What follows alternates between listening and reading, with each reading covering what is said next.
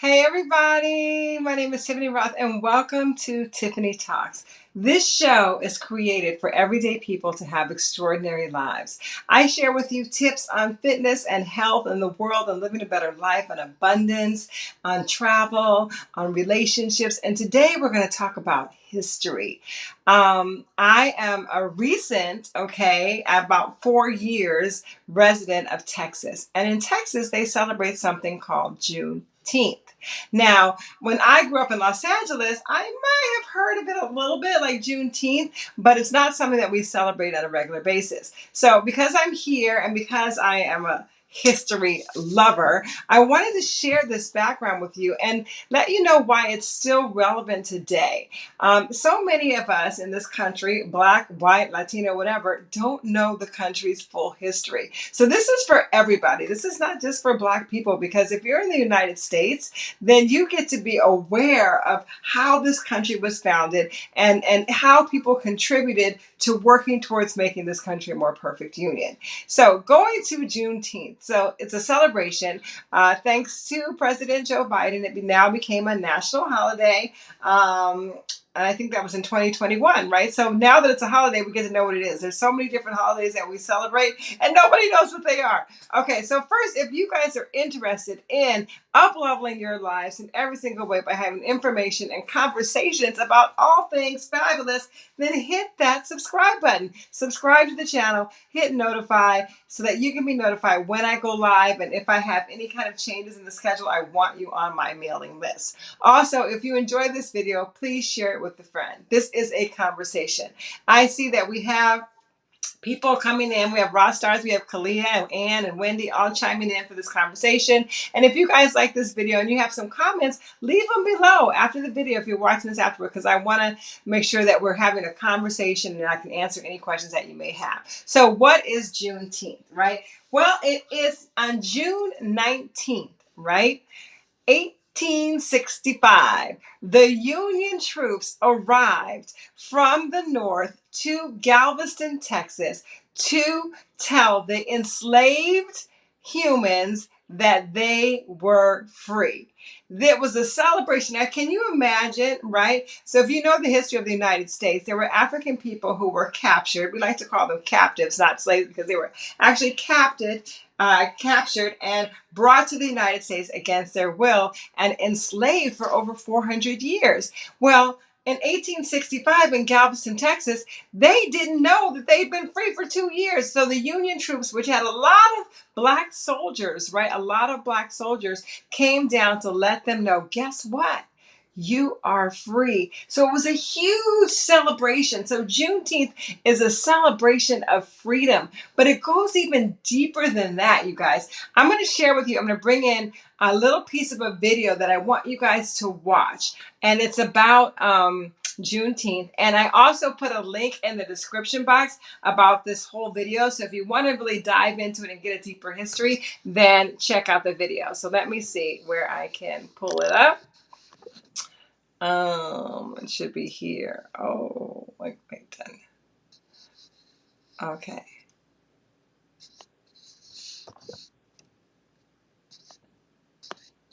Oh, I added it to my thing, but I don't see it. Okay. All right. Well, this technology today, I just have that one video there. Okay. Anyway, we're going to move on. The video is in my description box and you guys can check it out. So here's the big thing about Juneteenth. And here's where the juicy part about history comes, okay? Did you know that slaves were freed actually 2 years before they found out in Galveston, Texas? 2 years before, right? So just imagine, like, you're working for 2 years. It actually happened during Lincoln signed the Emancipation Proclamation in 1863 on January 1st. And so there were people who were aware of that, right? That migrated up to the north and they were in the South and they got out of the South so they can get their freedom. But there was a lot of people, because if you think of it back then, hello, there were no cell phones, there was no postal service, there were telegrams and things like that. But how were people to know, right? So the people who were abreast of the law knew, but they kept it a secret. right? So there was a lot of people in Texas that they kept it a secret because here's the thing, you guys. The Southern Confederates wanted to be separate from the Union. That is what the Civil War was about. They didn't. They had their own president. They had their own money, and they wanted to maintain this agricultural slavery with the slave trade. So a lot of people think that slavery is really about one person having rights over another, but it was about money, you guys. It's always about money, right? So the South wanted to preserve their economic stability through agriculture because they had the cotton fields and tobacco and sugar, and it was like it was just, imagine if you had a company, right, like a cotton company, and you were producing cotton for all over the world, but all of your employees were free, right? How much money could you make, right, if all of your employees were free? Well, that's what it looked like from their perspective. That's why they wanted to maintain slavery, and they had to make themselves feel better by trying to degrade the slaves mentally, psychologically, and physically so they could feel better about capitalizing on their free labor. So what happened was, when the North, they had their own situation. They had commerce, like the railroads were coming, and they had more factories being built. So they didn't want to compete with the South, who had all this free labor. So they didn't want them making all the money either, and actually having all the votes. So they said, you know what? There's slavery is not a good thing. Now, there were soldiers in the Union, and there were also abolitionists who really said, you know what, this is not about money. This is a humanitarian issue, right? Black people really are equal in their rights to everybody else on the planet, and we get to fight for it. So that made the Civil War kind of turn towards more of a humanitarian vibe, when it really started as an economic and power struggle. You guys got to hear what I'm saying. It was an economic and power struggle. And then the people that got involved said, hey, you know what? This is a humanitarian issue, and we get to strive as the United States to achieve a more perfect union, right? A more perfect union. And we are still working. I'm telling you, we have a lot of work to do, but we're working and achieving that today in 2022. So Juneteenth, it's 1865. It's in Galveston, Texas. The Union soldiers come down. They let them know that they're free. Yay, big celebration. That's what we're celebrating right now. But then what does that mean, right? Because you have all of these people who have been enslaved for generations, and they didn't have a place to live. They couldn't feed themselves. A lot of them weren't educated. They couldn't read or write. So what's next, right? How do you go and take care of yourself? Some people just left, and they migrated a lot to Houston. They started communities there. Some people migrated up north, right? And then some people stayed because they didn't really know what to do. Can you imagine, like, your whole family has been living somewhere, and all of a sudden, like, you are like, bye, you're out on your own. So what they did was they constructed another type of slavery, which was that you had to work off a part of your crop. They gave you a crop, and you had to give a share of your crop. It was called sharecropping, but you had to work and pay for the land and for the crops, and you were never able to really pay for it. So you had to keep working and working and working, which was sort of a form of indentured servitude, because it was very, very difficult. You started off with a huge amount of debt by having the land and the crops. So that happened, right? Another thing that happened was that people stayed on, but then they had to pay for their room and board. And but their wages were always smaller than the cost, so that they were able to maintain slavery in that way.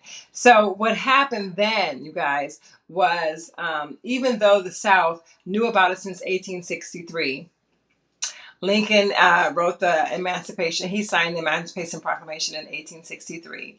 And in 1865, in 1864, the Senate ratified it. In 1865, the House ratified it. So December 6, 1865 was, I think, when it became ratified. And then here comes the 13th Amendment, you guys. And let me read you exactly what the 13th Amendment says. Okay.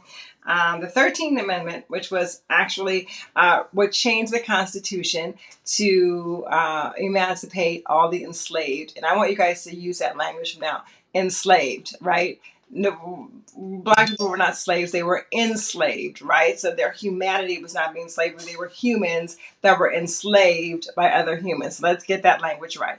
Okay, so it says, neither slavery nor involuntary solitude, except as a punishment for crime whereof the party shall have been duly convicted shall exist within the United States or any place subject to their jurisdiction. Right? So I'm going to read that again.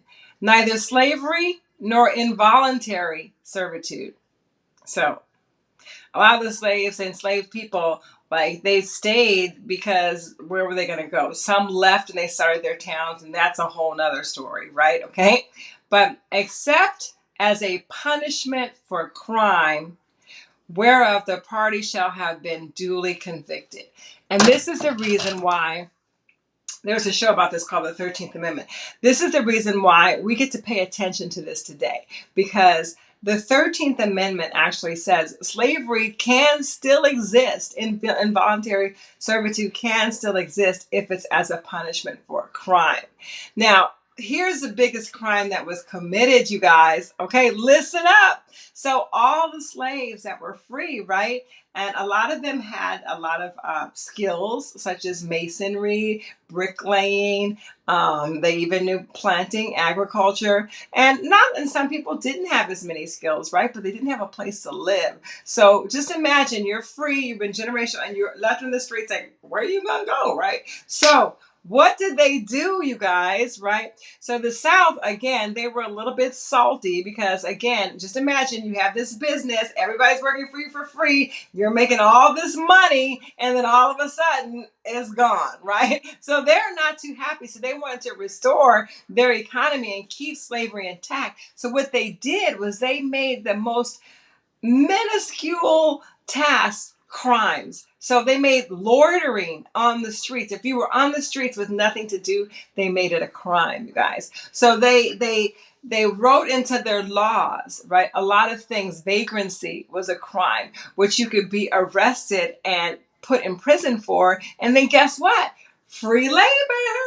Okay, and that system is still intact today. So I invite you guys to look at, the reason why I'm having this conversation is because when you understand the depth and breadth of history, then you don't just jump to conclusions about why things the way they are today. Because they're that way because people are trying to preserve their power economically and financially, and the humanitarian goal is just the last on the list. And I'm inviting you guys as Roth Stars, right, to look at this more humanely and see that the laws are not always construed in the favor of humanity, right? Are you guys hearing what I'm saying? Are you hearing what I'm saying? I see you, Ty, I see you, Sean, and Dulce. So, now, you guys might have seen Ava DuVernay's show, 13th Amendment, which I highly recommend too. But so those who are celebrating Juneteenth, we're celebrating the liberation of the enslaved people in Galveston, Texas. But that's just the beginning of the story, you guys, because the 13th Amendment did free the slaves, but it did give the government the power to use people for unpaid wages if they were convicted of a crime.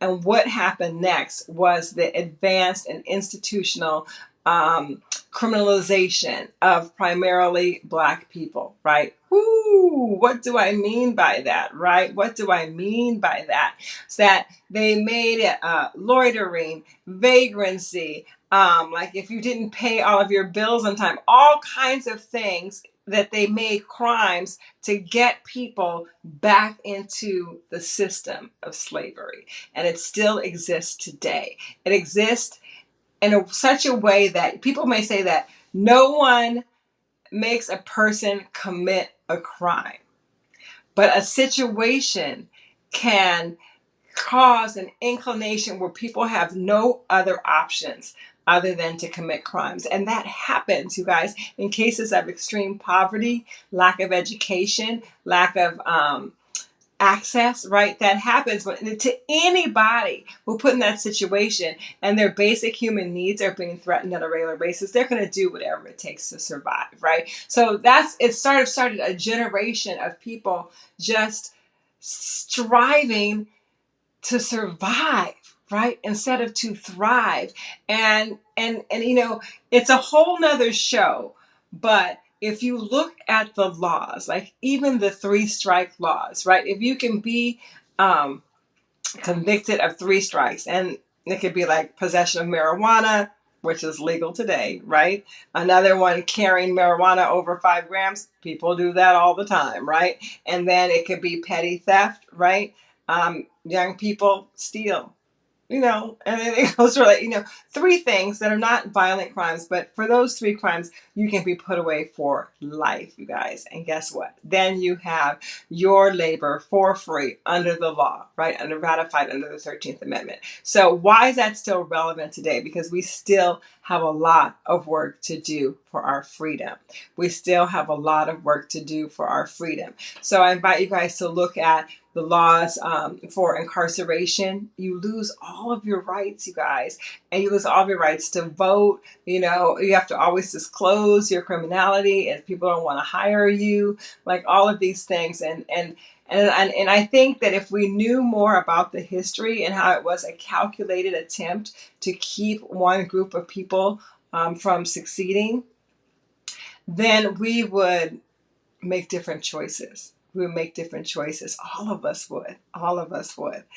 So I am, pledging that I'm going to make a difference. I'm going to make a difference, and I want you guys to too. And that's like teaching leadership to teens, teaching people about their history. That's why I chose to do this show, because it's important that we know our history. So there's a video in the description box about Juneteenth that I want you guys to check it out and learn all the facts. So I'm going to open this up for questions. I see some people are here. Jackie popped on.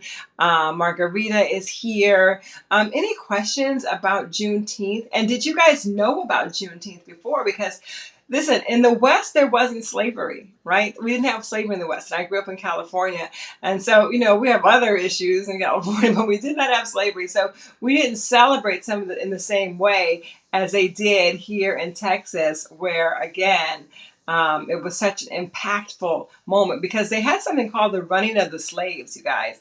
And the running of the slaves is when they found out in 1863 that slaves were freed. People in other states where slave was before then legal, they moved them all to Texas, kind of like as a safe haven, because Texas was a stronghold for resisting the federal government and their ratification of the amendment to make sure that everybody had equal access to freedom under the law. They were resisting that. So in that resistance, came war, right? But the resistance still goes on today with people who don't see eye to eye on what it means to be free. So Angela says she didn't know about this day. Yeah. So how can you celebrate Juneteenth? I would say that you get to celebrate it by educating yourself. Like, even if it's watching a video, because every holiday has actually resulted in taking time off, eating barbecue, eating lots of food, sitting there playing some music, drinking alcohol. But we get to, as Americans and as people all over the world, right, take these holidays, Veterans Day, Dr. King's holiday, Memorial Day, Juneteenth, and pay attention to what they actually mean, because history that is unknown just repeats itself, right? So we are actually in a time right now where there's laws that are being effectuated that are changing our lives forever, you guys. So we cannot close our eyes and pretend like this is not happening. It's happening. And we get to preserve humanity. We get to preserve freedom by educating ourselves on what's necessary to do that. So like, if we were there in times of Juneteenth, ask yourself, what would you do? What would you do if you found out, okay, and this day, like, you're free and you didn't have the skills or the education? Like, what would you do? And how that affects us today is we get to not take our freedom for granted. We get to not take the fact that we can be educated and that we can work, we can have a roof over our head, food to eat. We don't get to take that for granted, you guys. And we get to do our very best, not only to uplift ourselves mentally, physically, and emotionally, but to uplift others as well. So take these holidays as an opportunity to learn. Take these holidays as an opportunity to share with others about what is your vision for your life and what would you like this world to look like. Okay.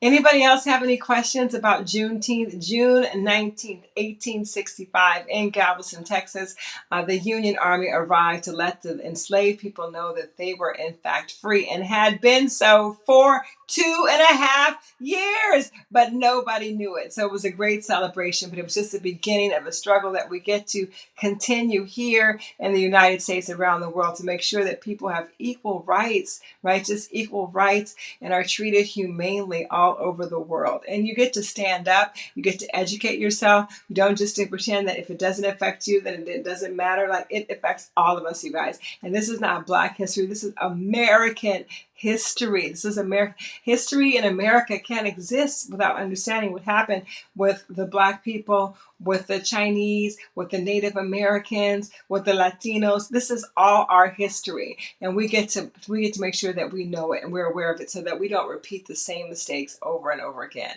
All right, you guys, I hope this was helpful. Again, take advantage of your freedom, educate yourself, celebrate these holidays for what they really mean. Don't just use it as an opportunity to eat barbecue and and drink beer, right? Educate yourself and make a conscious attempt. Make a conscious attempt to learn more about history. Make a conscious attempt to learn more. Don't stick your head in the sand, because we are all responsible, you guys. We're all responsible for making this world a more perfect union.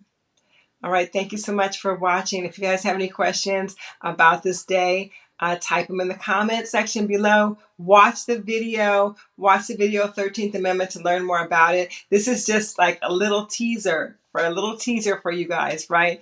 To figure out what it is and where we're going. All right, have a great day.